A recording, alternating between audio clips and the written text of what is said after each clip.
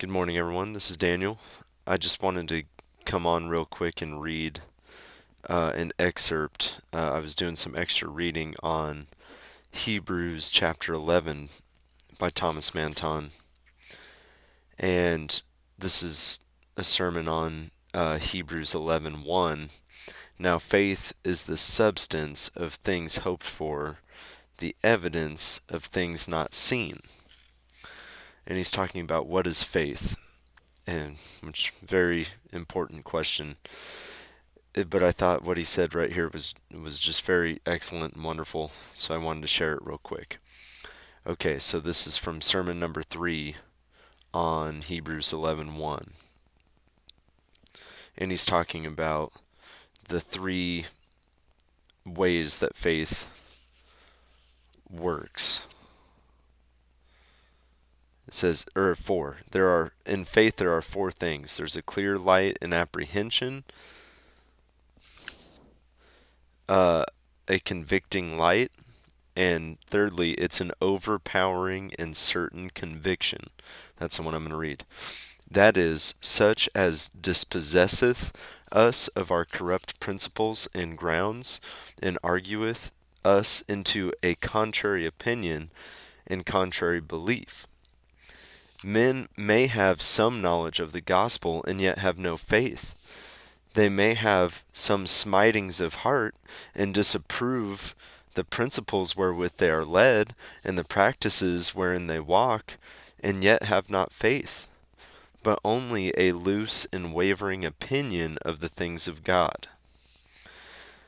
Then is the soul convinced, when it is rationally, and above all cavil and contradiction, constrained to consent to the truth and worth of the things propounded in the covenant, when there is a subduing and silencing of all those carnal principles and reasonings which were wont to prevail against the truth, that what the apostle saith of the great truth of the gospel, the grand article of the Christian faith, Christ dying for sinners, is true of the whole frame.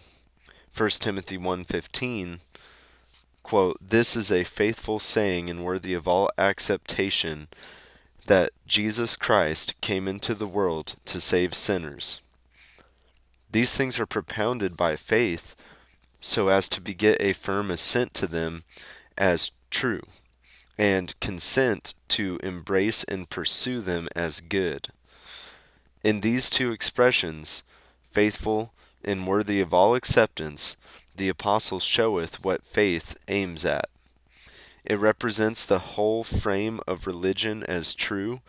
It representeth religion as worthy of all acceptation, and then the sanctified will doth embrace it, so that the first part of the conviction of faith is a subscription to the truth. The conviction of faith bringeth the soul to a certain assent, howsoever contrary it seem to sense or reason. Though it seeth nothing in sense, yet it seeth a clear certainty in the word.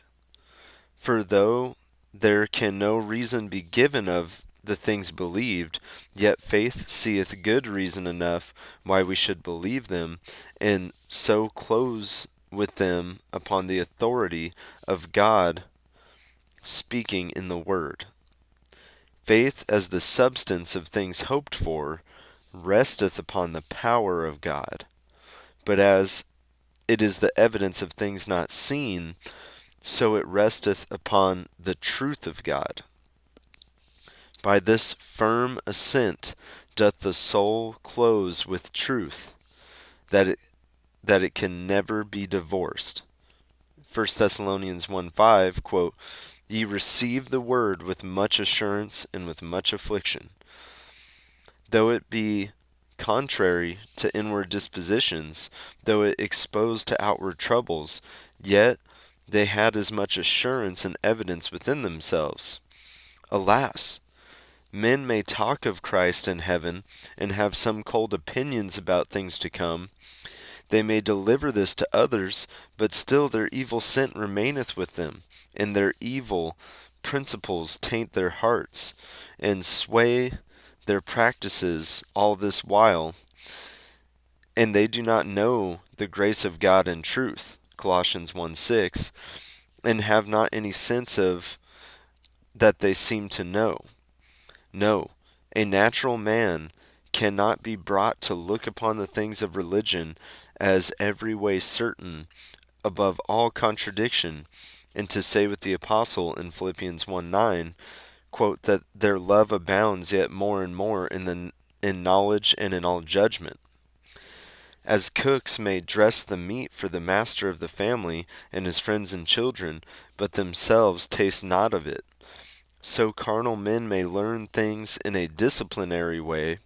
They may know the literal meaning and sense of the promises, but are not convinced of the truth and of the spiritual real worth of them. That is, they have not a thorough, sound persuasion and solid apprehension of the sinfulness of sin, of the beauty of holiness, of the excellence of Christ, of the preciousness of the covenant, of the riches and treasures of grace. Carnal men hear them as if they were in a dream. They look upon and entertain these things as fancies or dreams of golden mountains, or showers of pearls falling out of the clouds in a night dream.